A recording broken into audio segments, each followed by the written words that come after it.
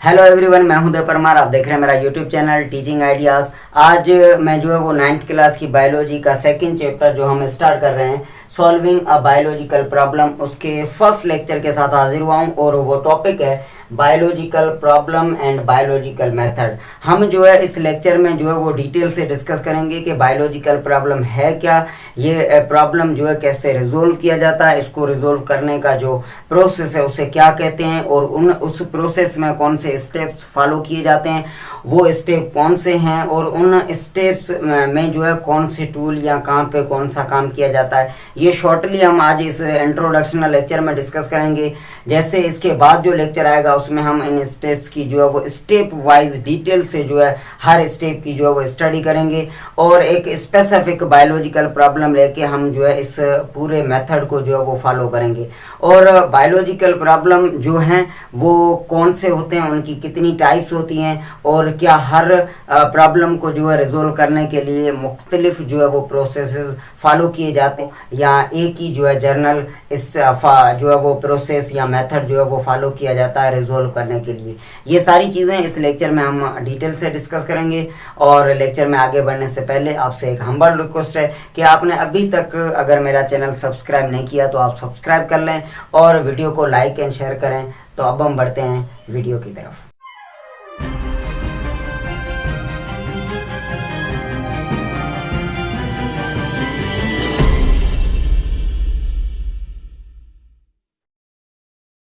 इस लेक्चर में आगे बढ़ने से पहले सबसे पहले हम जो है वो साइंस के बारे में कुछ डेफिनेशन या उसे ऐसी जो चीज़ें हैं इंट्रोडक्शनल वो रिकॉल कर लेते हैं। वो इसलिए रिकॉल कर लें क्योंकि इस चैप्टर में हम साइंस से वाबस्ता कुछ जो है वो बातें करेंगे तो हमारे दिमाग में जो है वो साइंस की डेफिनेशन या साइंस का जो तारुफ है वो रिफ्रेश होना ज़रूरी है। तो इस हिसाब से आज मैं साइंस का इंट्रो जो है आपको एक न्यू वे में जो है वो करवाने जा रहा हूँ। अगर आप देख लें तो साइंस की जो डेफिनेशन है वो मैंने दो हिस्सों में रखी है। ऐसा मान लें कि दो डेफिनेशन यहाँ पे मैंने आपके लिए रखे हैं। सबसे पहले जो डेफिनेशन वो ये है, the systemic study of nature.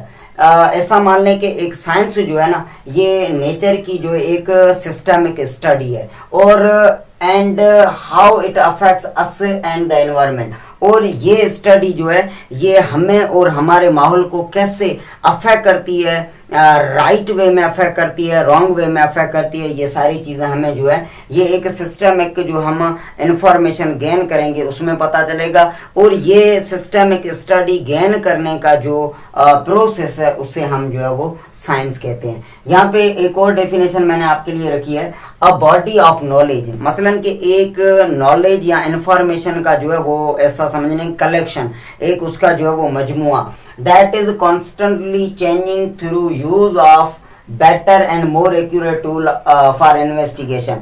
जब भी हम कोई तहकीक करते हैं तो उस तहकीक में अगर हम बेटर, अपडेटेड या अच्छे या ऐसे रिलायबल टूल या मेथड्स यूज़ करके जो भी हम नॉलेज गेन करते हैं उस नॉलेज को गेन करने का जो प्रोसेस है उसे हम जो है साइंस कहते हैं। तो आप इस हिसाब से समझ लें या इस हिसाब से समझ लें या ओल्ड जो डेफिनेशंस है उस हिसाब से समझ लें, ये साइंस है। जो भी रास्ता जहाँ से हम इंफॉर्मेशन गेन करते हैं फिर हम उसमें ऑब्जर्वेशन या एक्सपेरिमेंट्स या ऐसे टूल जो है यूज़ करते हैं स्पेसिफिक जो है वो इंफॉर्मेशन या डेटा जो है वो गेन करने के लिए। तो ये डेटा गेन करने का किसी भी चीज़ से वाबस्ता, चाहे लिविंग हो नॉन लिविंग हो, ये डेटा गेन करने का जो सिस्टम है इसे हम जो है वो साइंस कहते हैं। तो आपको अब जो है वो साइंस की कुछ चीज़ें रिफ्रेश हो गई होंगी। तो अब हम चलते हैं कुछ अपने टॉपिक में, कुछ नई जो चीज़ें इस हमारे लेक्चर एक्चुअल लेक्चर से वाबस्ता वो डिस्कस कर लेते हैं। मिसाल समझ लें कि बायोलॉजी एक साइंस है। आपको पता है कि बायोलॉजी जो है वो एक नेचुरल साइंस है क्योंकि ये नेचुरल लिविंग थिंग्स से वाबस्ता हमें स्टडी प्रोवाइड करती है। बाकी जो सारी साइंस है तो वो भी साइंसेज हैं। अगर आप मैथ्स, केमिस्ट्री, फिजिक्स या साइंस या ऐसी बहुत अदर जो साइंसेज होंगी, अगर आप इनको कलेक्टिवली क्या कहेंगे, साइंस कहेंगे। जाएंगे सबको, लेकिन अगर हम उनके पर्टिकुलर अगर हम फील्ड में जाएंगे तो हम उसे उस टाइप की साइंस कहेंगे जैसे कि बायोलॉजी। तो यहाँ पे एक मैंने पॉइंट जर्नल लिखी हुई है, at core of biology and other sciences. अगर आप बायोलॉजी की जो है वो गहराई में जाके देख लें या दूसरी साइंसेज की तरफ जाके देख लें तो लेज a problem solving approach scientific method. हर साइंस के अंदर जो है वो प्रॉब्लम सॉल्व करने की एक अप्रोच होती है, तो उस प्रोसीजर को हम साइंटिफिक मेथड कहेंगे। अगर ये प्रोसीजर बायोलॉजी के अंदर अप्लाई किया जा रहा है तो वो बायोलॉजिकल मेथड कहलाएगा। अगर वो केमिस्ट्री, फिजिक्स में या मैथ्स में या अदर साइंसेज में अगर वो फॉलो किया जा रहा है तो वो उन साइंसेज का जो मेथड है वो कहलाएगा। तो इस हिसाब से ये मेथड के टाइटल तो चेंज होते रहेंगे स्पेसिफिक साइंसेज की तरफ, लेकिन इस ये प्रोसीजर जो होता है ये होता एक ही है, ये एक ही तरह से जो है फॉलो किया जाता है। ऐसा मतलब कि किसी भी तरह का प्रॉब्लम अगर सोल्व किया जा रहा हो, लाइक बायोलॉजी के अंदर बायोलॉजिकल प्रॉब्लम सोल्व किया जा रहा है, तो इनके जो स्टेप्स हैं बायोलॉजिकल मेथड्स के या साइंटिफिक मेथड के वो एक ही होंगे। मसलन कि ऑब्जर्वेशन से स्टार्ट होगा और इसमें एक्सपेरिमेंट या जो भी स्टेप्स हैं वो सारे एक ही रहेंगे। किसी भी साइंस में जो है वो प्रॉब्लम सॉल्विंग करने का जो प्रोसीजर है वो कहीं पे भी जो है चेंज नहीं होगा, उसकी डेटा जो है वो चेंज होगी उस प्रॉब्लम या उस साइंस के हिसाब से।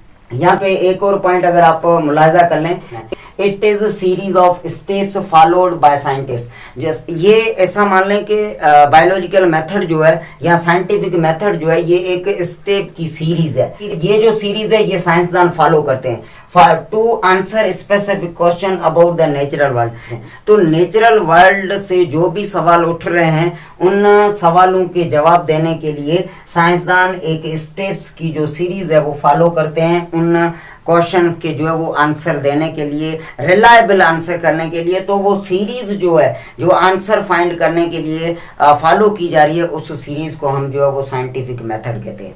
अच्छा, तो इस हिसाब से अब हम चलते हैं बायोलॉजी की तरफ। आपको पता है कि biology the study of living things, ये नेचुरल साइंस है क्योंकि ये नेचुरल लिविंग थिंग्स से वाबस्ता हमें स्टडी प्रोवाइड करती है। और यहाँ पे बायोलॉजी के अंदर अगर आप बायोलॉजी का प्रॉब्लम जो है वो सॉल्व करने का जो प्रोसीजर अगर उसकी डेफिनेशन देख लें तो यहाँ पे कहा गया है the system of advancing knowledge by formulating a question. मसलन कि एक ऐसा निज़ाम जो हमारी नॉलेज में, इंफॉर्मेशन में एडवांसमेंट जो है वो लाने जा रहा है, वो हमारी नॉलेज को जो है वो एक और लेवल पे लेके जा रहा है जहाँ पे हम जो है उसे अच्छी तरह या अफेक्टिव वे में स्टडी कर सकें। तो collecting data through observations and experiment. तो इस नॉलेज को एडवांस करने के लिए साइंसदान सबसे पहले जो है वो बायोलॉजी के अंदर क्वेश्चन जो है वो डेवलप करते हैं।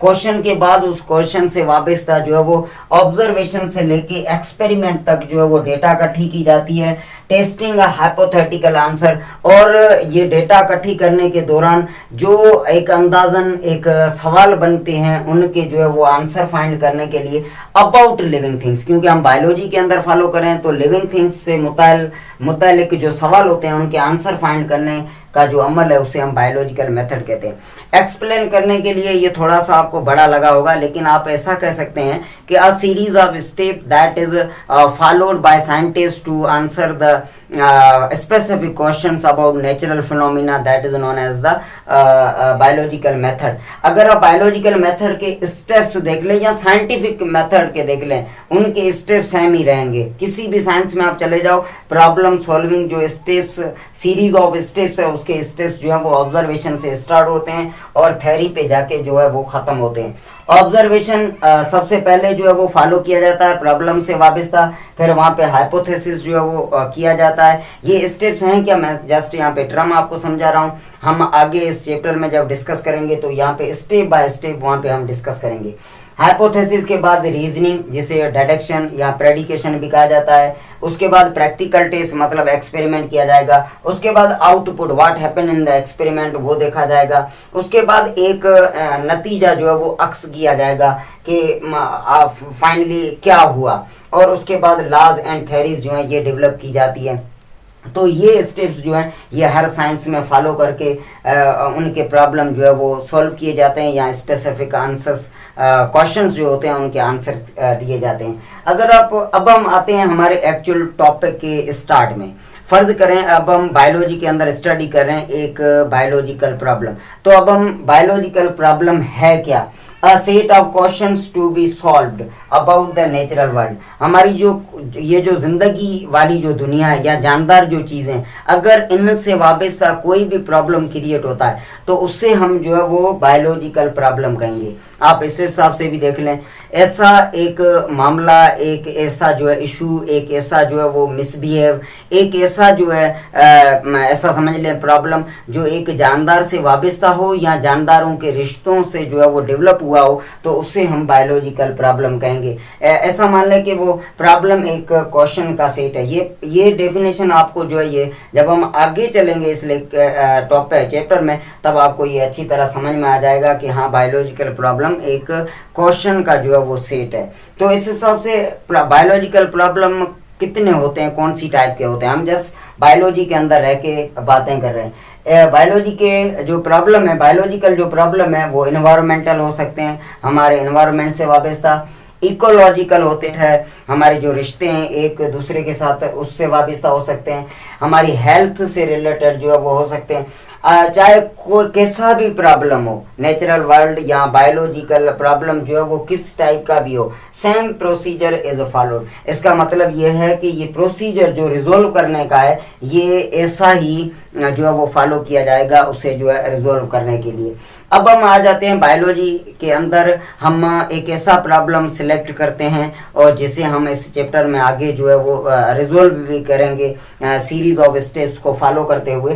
तो मिसाल ले लें, हम डिस्कस करें एक मच्छर और एक जो इंसान है, इनका जो रिश्ता है एक दूसरे के साथ, क्योंकि मॉस्किटो एक पैरासाइट है और हम इंसान जो है हम उनके होस्ट हैं, तो उनकी ग़िज़ा जो है वो हमारा ब्लड है। तो इस हिसाब से उस मच्छर के थ्रू और उसकी हमारे साथ जो रिलेशनशिप है, अगर इसमें कोई प्रॉब्लम पैदा हो रहा है तो उसे हम बायोलॉजिकल प्रॉब्लम कहते हैं, जैसा कि मलेरिया, क्योंकि ये दो लिविंग थिंग के बीच के एक रिलेशनशिप में जो है वो क्रिएट हुआ है। तो ऐसा मान लें कि ये मलेरिया जो टर्म है जो मैं अभी आपको बता रहा हूँ, जो एक आप समझ रहे होंगे कि आपने भी इसके बारे में सुना होगा, ये बहुत ही पुरानी जो है एक डिजीज़ है और आज तक ज़्यादा से ज़्यादा अमवात जो हो रही हैं धरती पे वो मलेरिया की वजह से जो है वो हो रही हैं। तो मलेरिया का जो वो टर्म कौन सी लैंग्वेज का है और इसका मतलब क्या है, क्या ये टर्म रियली उसी चीज़ को इंडिकेट करता है जिससे ये प्रॉब्लम